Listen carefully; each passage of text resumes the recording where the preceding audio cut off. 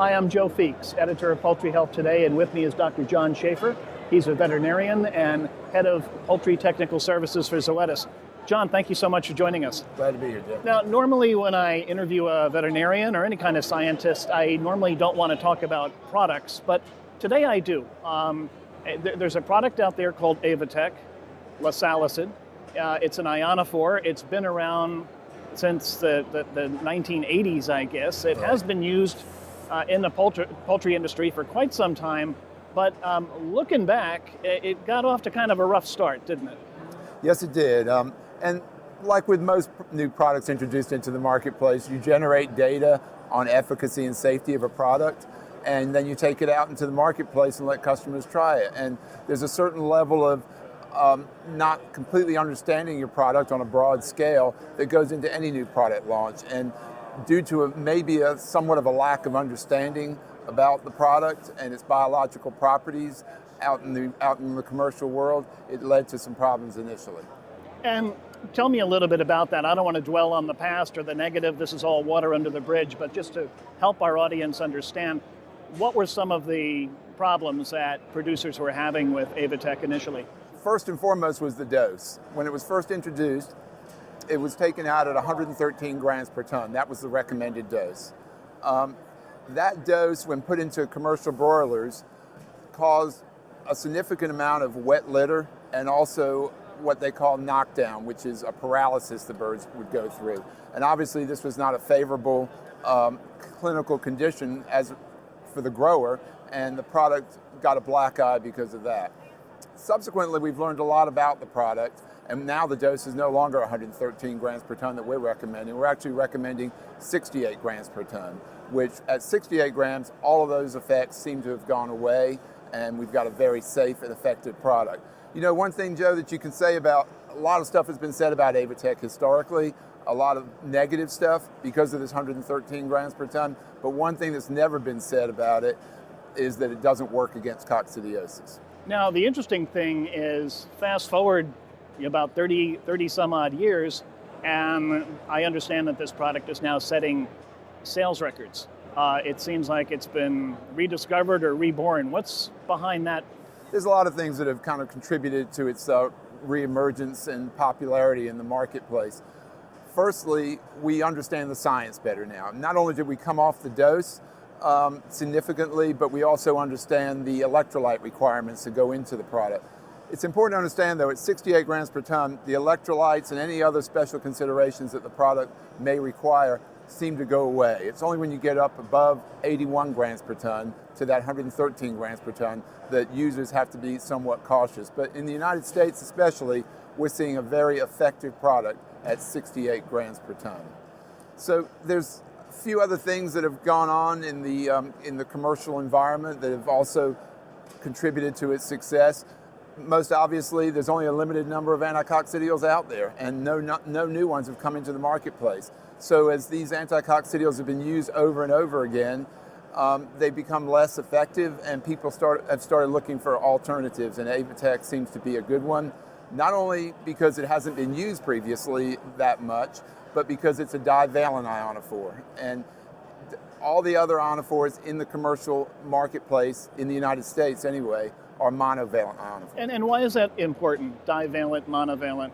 Yeah, so the Eimeria or coccidia seem to have less resistance when you move from a monovalent to a divalent ionophore. So if you're using a monovalent ionophore, the three of them out there are really selinomycin, narracin, and monensin, and you just rotate between those three, those are all monovalent. And the Eimeria or coccidia are able to develop a resistance to them such that when you move to the divalent, that resistance is no longer manifested quite as clearly.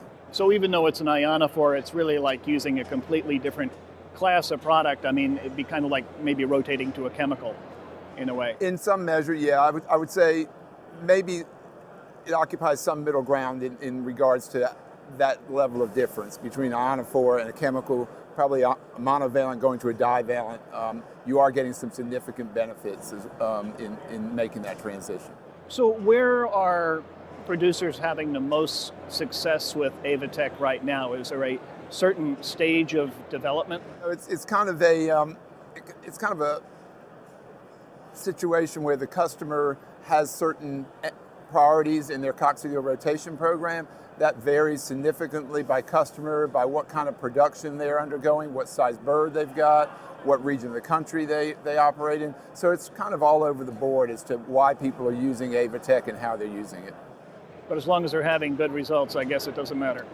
Yes, I mean, some people are using it in winter programs, in finisher diets. Some people are incorporating it into summertime programs. It doesn't seem to have limitations as it relates specifically to seasonality, like we see with some other chemical or ionophore anticoccidials.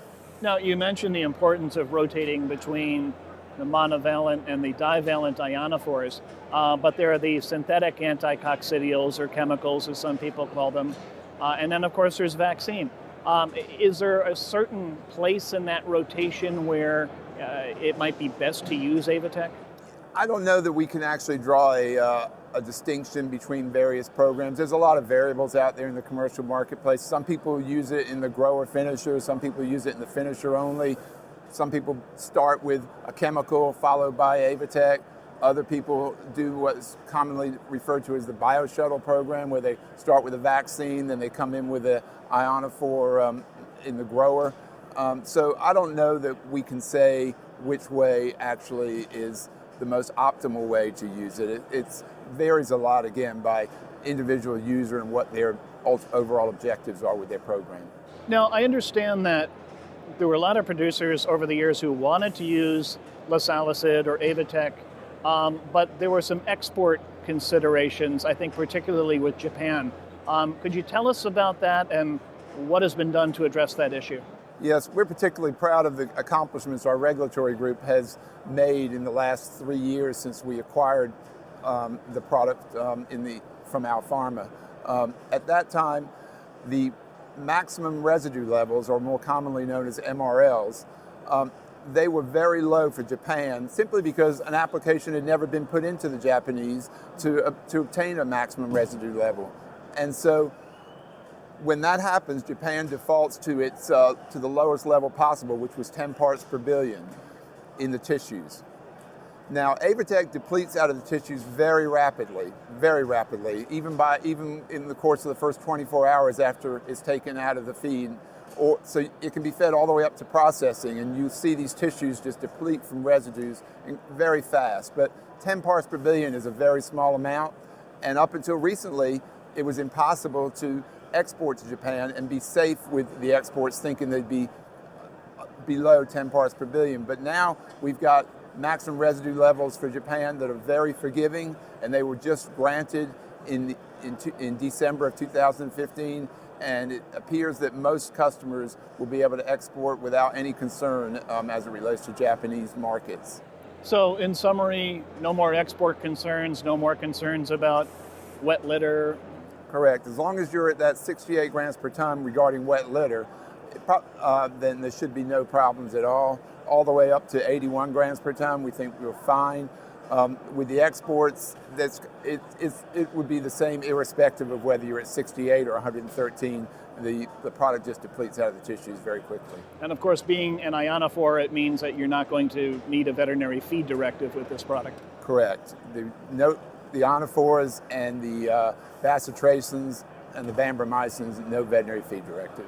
Jon, thank you so much for updating us on that. We've been talking to Dr. Jon Schaeffer, veterinarian at Zoetis. Jon, thank you again for your time. Thank you.